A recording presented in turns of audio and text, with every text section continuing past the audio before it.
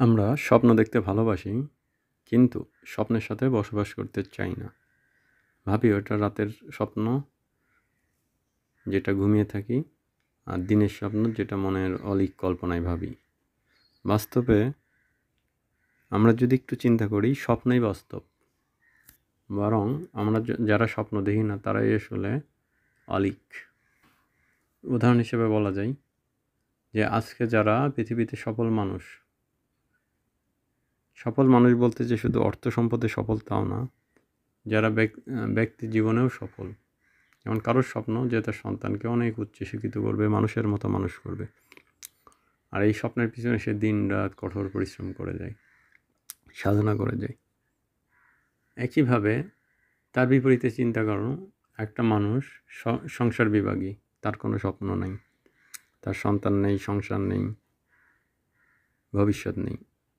তাহলে এই মানুষটা যে চলছে, সে একটা অলীক জীবনের পিছনে চলছে। আসলে তার চাওয়াটা কি, পাওয়াটা কি? আসলে সে জীবনে কিছু চাইতেও পারে নাই, পাবেও না।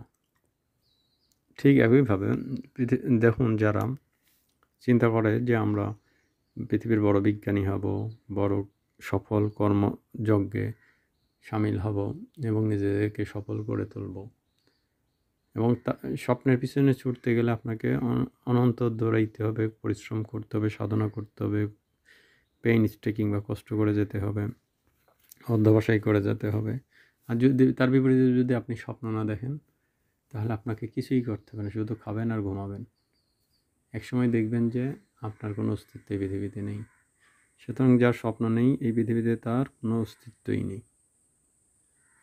আজকে যারা পৃথিবীতে বড় বড় মহান কীর্তি সাধন করেছেন, বড় বড় বিগ মাল্টিন্যাশনাল কোম্পানি বা বড় বড় গবেষণা, তারা কিন্তু সবাই ছোট ছোট স্বপ্ন নিয়েই প্রথমে জীবনে এগিয়ে কাজ শুরু করে, এবং তাদের সেই স্বপ্নগুলো অনেকের কাছে হাস্যরসের খোরাক জুগিয়েছে।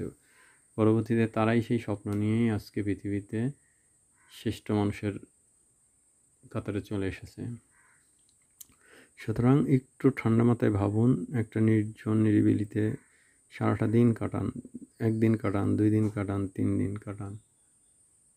তারপর আপনি একটু চিন্তা করুন যে আপনার স্বপ্নটা কি, নাকি আপনার জীবনে স্বপ্নহীন এক অলীক জগৎ আপনি বসবাস করছেন, না কোনো স্বপ্নের বিষয়ে আপনি ছুটছেন।